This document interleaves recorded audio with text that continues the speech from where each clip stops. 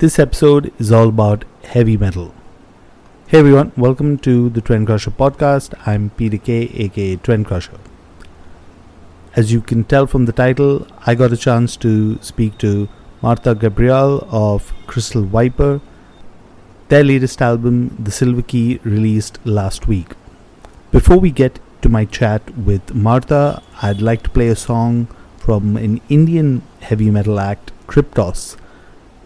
A couple of months ago, I played a single from their album Decimator. The album is out right now, and here's the latest single from it, We Are the Night.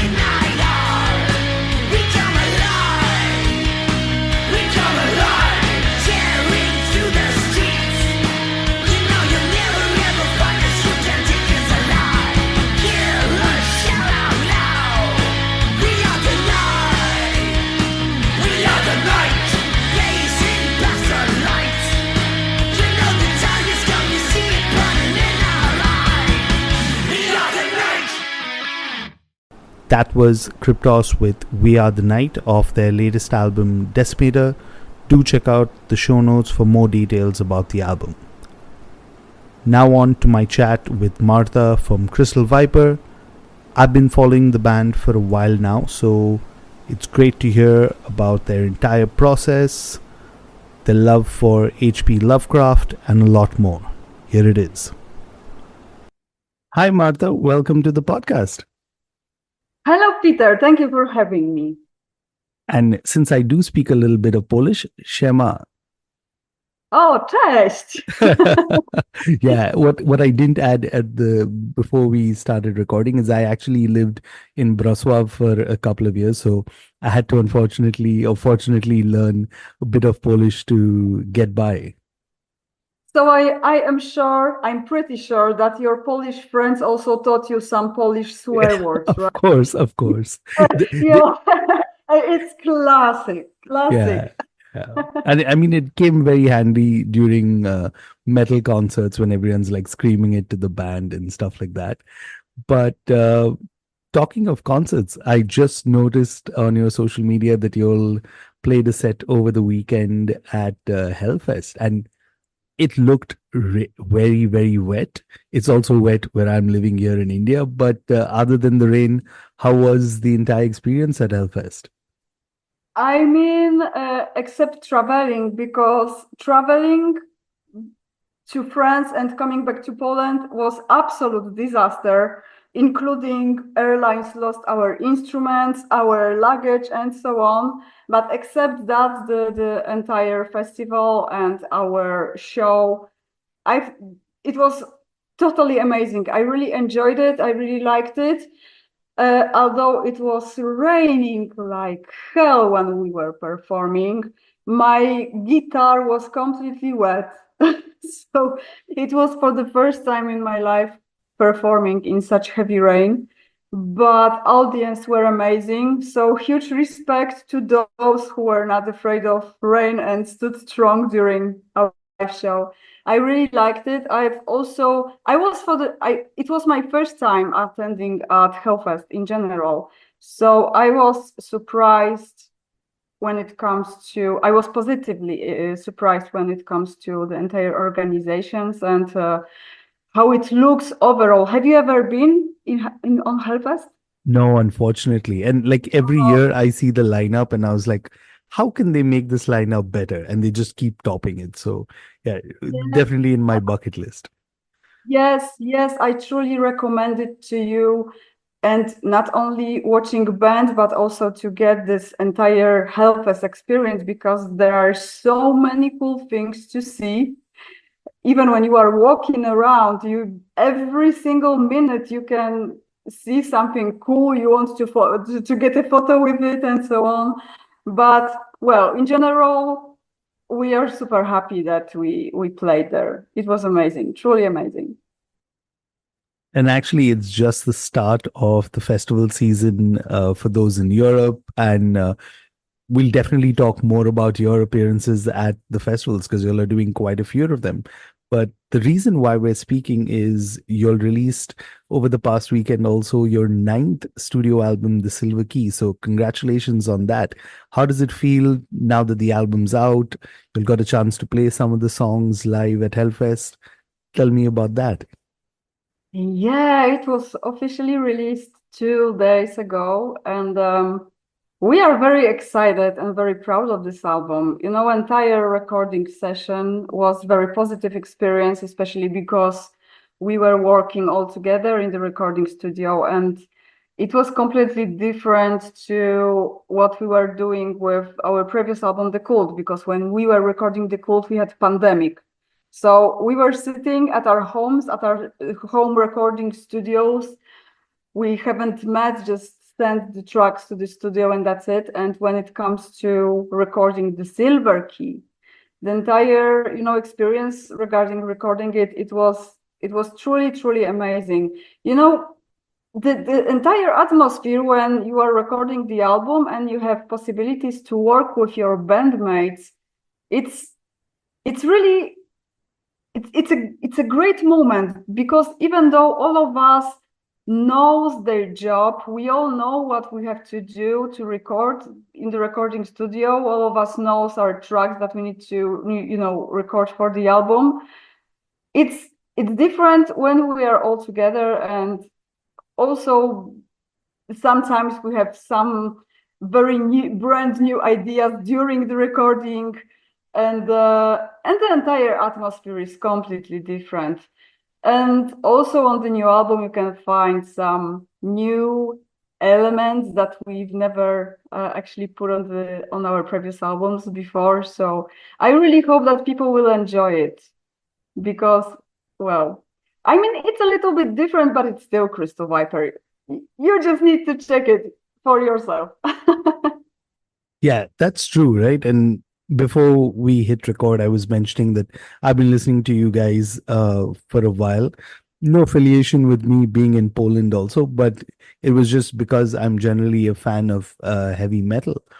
Uh, One of the things I definitely want to touch upon right now is the fact that this album is also inspired by uh, H.P. Lovecraft, right? And it's kind of like a continuation of your previous album, The Cult. Since you mentioned it, how was the writing process now from like entirely from The Cult, right? Like, because you all had that experience doing it separately, now jamming together, how much more could you kind of expand on the writing and also just the entire production aspect also? Well, when it comes to composing and working on songs, actually, since Crystal Piper exists, it looks usually together, because I am the main composer in the band. So it mostly looks like that I work on songs from the beginning till the end, and then I send the tracks to the guys from the band to check it out and to learn their tracks and their parts. And then when it comes to pre-production, then we work on songs together. And right now, when it comes to the Silver Key, it looked exactly like that. We were working not only we were working in the recording studio together, but also we met before to work on pre-production, to discuss the songs. And but when it came to composing, it was like a kind of continuation, because after The Cult was released, I was keep on composing songs. I was keep on playing, working on music. So actually, it looks like I started working on the Silver Key right after finishing working on The Cult. And it was the same with lyrics, inspired by Howard Phillips Lovecraft. I keep on reading his stories, because I haven't read all of them, of course, because there are so many of them. I have, but I didn't. So when I was composing music for The Cult, I was reading his stories, and when I was working on tracks, on songs for the Silver Key, I'm already working on new songs, on new music, and I keep on reading Lovecraft. So I suppose I mean, lyrics might be also inspired by Lovecraft. Who knows? Everything came out so naturally to me. It wasn't like any huge plan. It wasn't like we sat together and, okay, so what's the new album is gonna be about? No, it wasn't like that. It was so natural that it's gonna be like continuation of The Cult. Wow, that's actually really interesting because my next question was going to be very different to you. But what I want to know is, since you're continuously writing, right?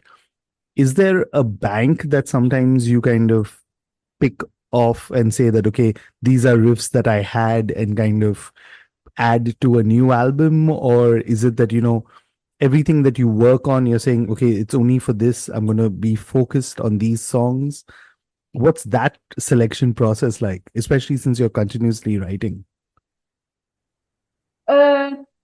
When it comes to composing songs and myself, I usually call it, when I try to explain to other people how I compose music, I call it my own musical schizophrenia, because it's not like I sit down and think, okay, now I need to compose songs. How it's gonna sound like? No, because when I have a new song, it's like it simply hits me. It hits me. I can hear it in my head, and all I have to do is to sit with my piano or with my instrument and to record it.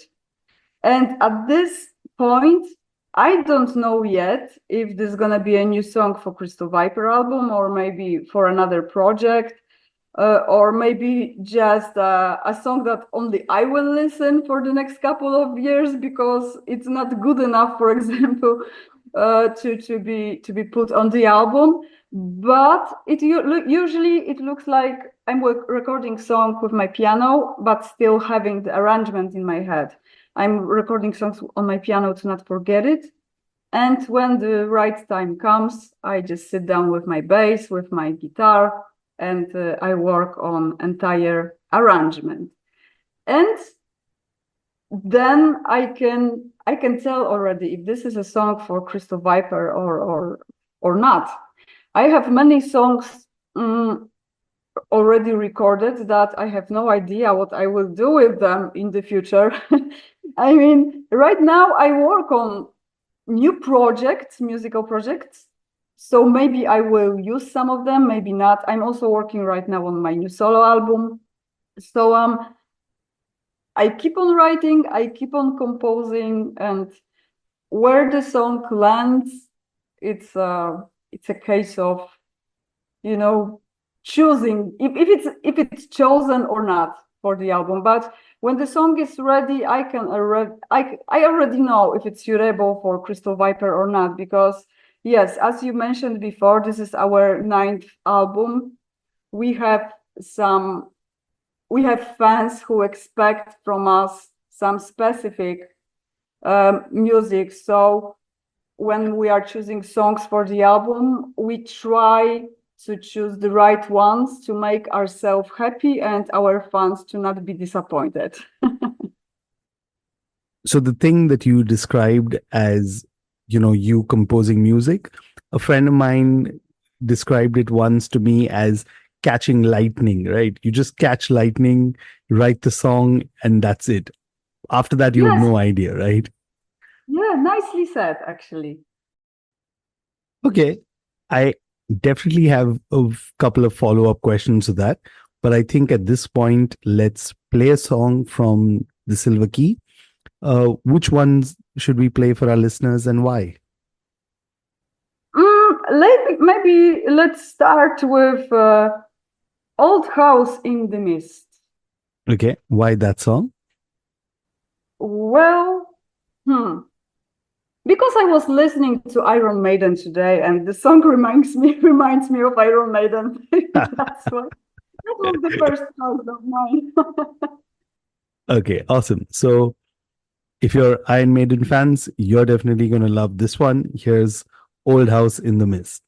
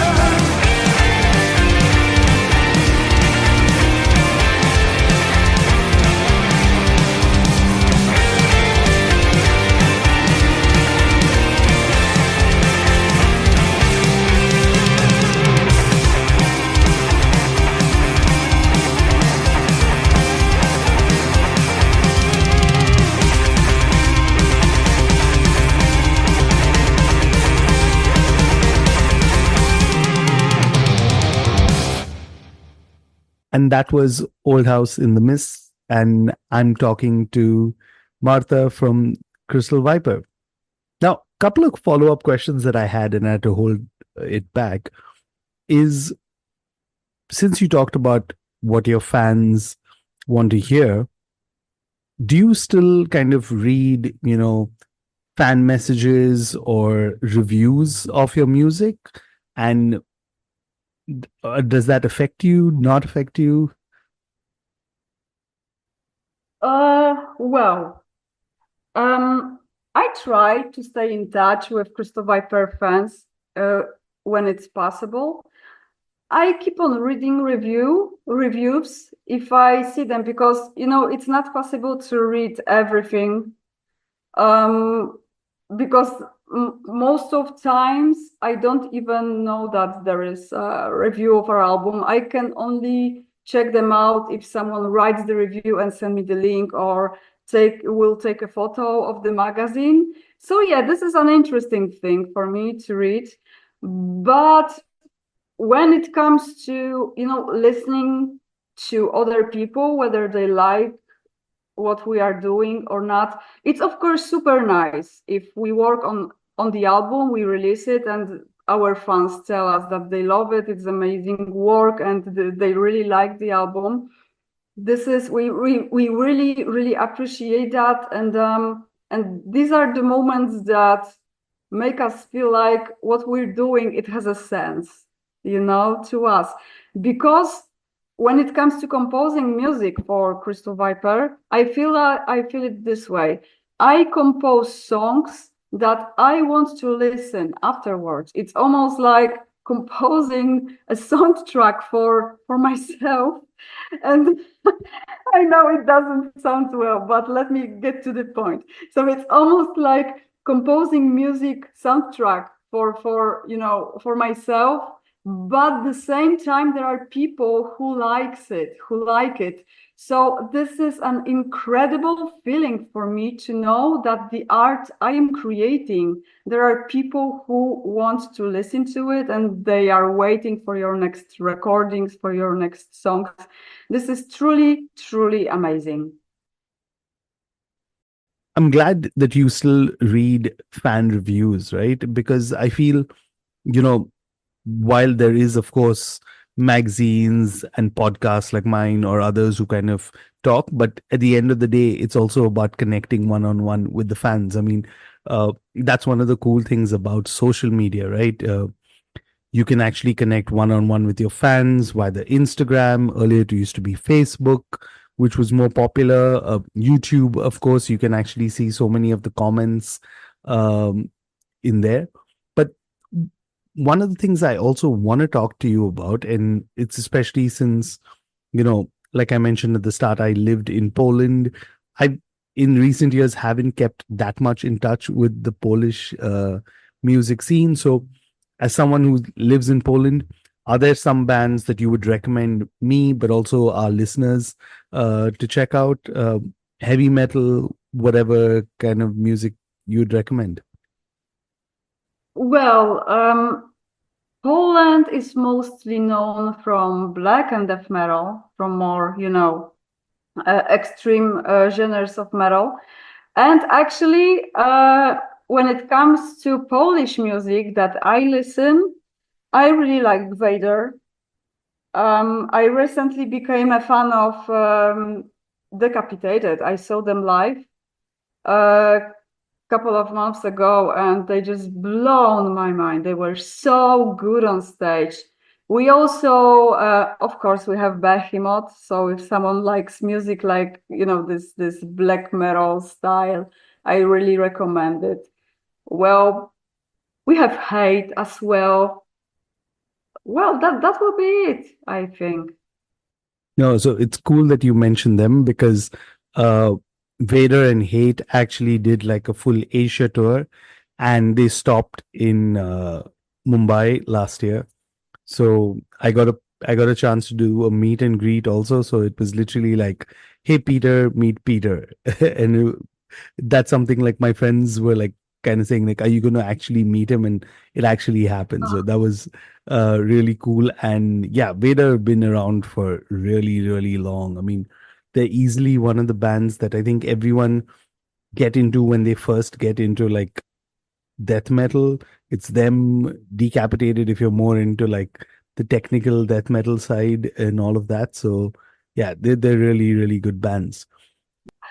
And actually, when it comes to Vader, me and Peter, we are friends. We know each other for many years right now.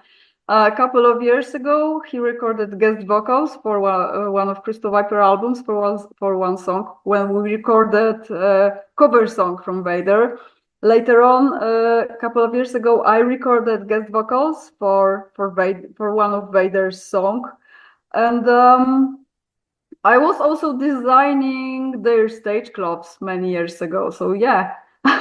Nice. Oh yeah, that's actually one of the things that you do also. But I one of did. the things. I Oh, don't do that longer, but oh, okay, yeah. okay. But one of the things I also wanted to talk to you about was, and as someone who's been into heavy metal music for a while, right? There is this, I don't know, what do you want to call it, right? New wave of heavy metal, traditional heavy metal. There's so many variants, right?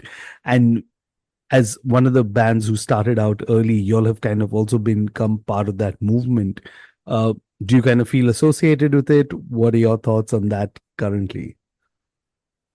I'm not that person who really pays a lot of attention to labels when it comes to calling music. The only label I care about is, for example, if there is female fronted metal, because then I know it will be something that I might like. Because since the very beginning, since I started listening to metal music, I am a huge fan of with female fronted heavy metal bands like Warlock, Zediago, Lita Ford, and bands like that. And yeah, I've been a fan of bands like that for a long time. But when it comes to other names of the genres and subgenres, I'm just doing my thing. And like I said, I don't really pay attention to that. For me, I'm more old school, in this way, in this topic. For me, it's more like there exists couple of genres of metal. It's death, black, thrash, heavy, and power metal, and then we have hard rock and stuff like that. All those like smaller labels. It's even hard to remember everything to me, to be honest. Yeah, I mean, like, I never knew there was something like groove metal and all of that. So yeah, it does get, I think, a bit too much after a certain point when you're just like making up a lot of this. But Yes, exactly. The main thing is that whether you hear what you like or not, and the label is not that important in that case. yeah, that's true. Okay. Few questions I definitely have to get in before we wrap up. Like I mentioned at the start, you all are on your festival run. You all are playing actually Wacken also this year. Uh, what do you look forward to and enjoy at festivals? Well, for sure, I will try to see as many bands as possible, as always, because even though there are playing bands, I mean, not only Wacken, but also on other festivals, there are bands that I already know or I'm a fan of, but there are also bands that I've never heard before, and or I know the names, but I don't listen to those bands. And in my case, it's very often it works like that. That, for example, I know the name, I heard the music just one day in the past, but I wasn't a fan. But then I go to the live show, I see the band live, and I immediately become a fan.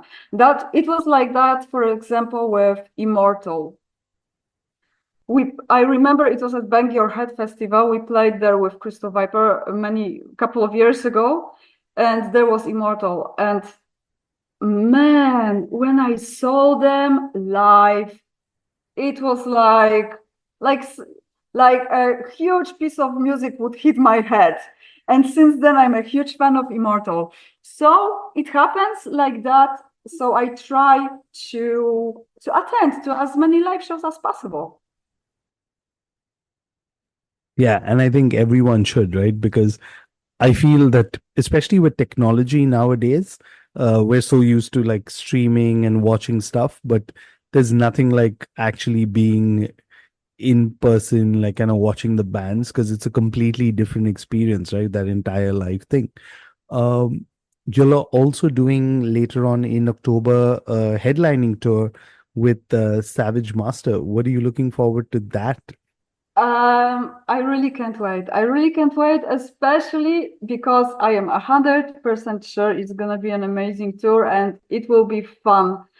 Because we know each other with Savage Master for many years right now. We are friends. So I am sure this tour will be great.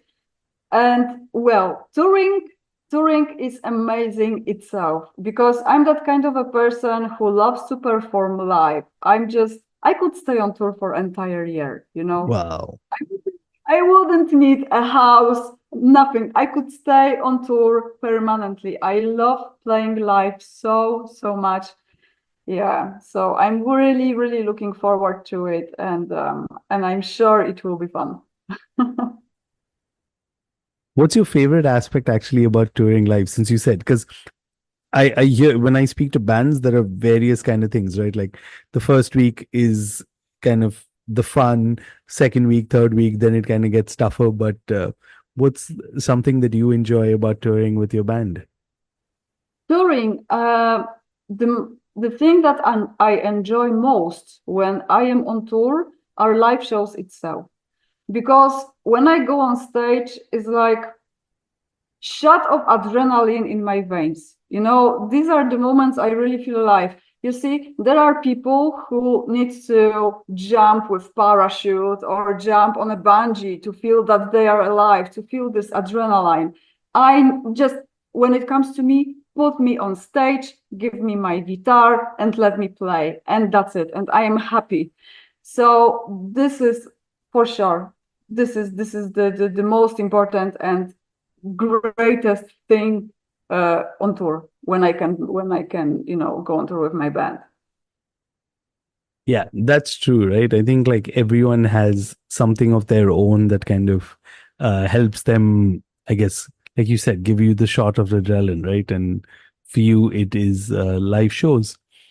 Okay, so then which kind of very easily segues me to my next question, and almost the last question I have for you is, for close to 20 years, you've been, actually 21 years, you've been a band, right? Uh, Formed in 2003, you released your debut album in 2007, 9 studio albums later. I don't know how many countries you'll have toured around the world. What's left for the band to achieve? I mean, do you all have kind of like some kind of goals, something that you'll want to reach? You know, my main goal is to be able to play, compose, and perform as long as possible. I really hope to see myself on stage with long gray hair as an old lady holding her guitar and playing heavy metal. That would be amazing. And this is something what I really would like to see, to be able to play as long as possible. Of course, I hope we will stay healthy to do that, because if the health is not right, then sometimes you just cannot continue, and you cannot do anything about that. But yeah, but right now I can see myself 70 years old on stage, gray hair, guitar, flying V, probably still keep on playing the last Axeman. That would be so cool. Hey, if Doro can do that, why can't you, right? Yeah, but she's not 70 yet. Okay, I don't know how old she is, but you know what? She's still fucking rocking. I even did a chance. I even had a chance to speak to a member of girls' school, and they were talking about like touring and doing stuff, and I was like, fuck man, like this is the life, right? Like this is what you want to see, like you said, right? Like playing heavy metal and doing stuff. Like I I don't know, is there a better job? If you're wondering why that interview ended up abruptly, well, it was Zoom acting up again. I hope you enjoyed that chat with Martha. Do check out the show notes for how you can pick up a copy of the album. They've got vinyl, merch, and a lot more. I've got a very special episode coming up in a couple of days. To know more about it, stay tuned to my social media. Just search for Trendcrusher on whichever social media platform you're on, or hit follow on the podcast platform that you're listening to this episode. I'll see you all in a few days. Cheers.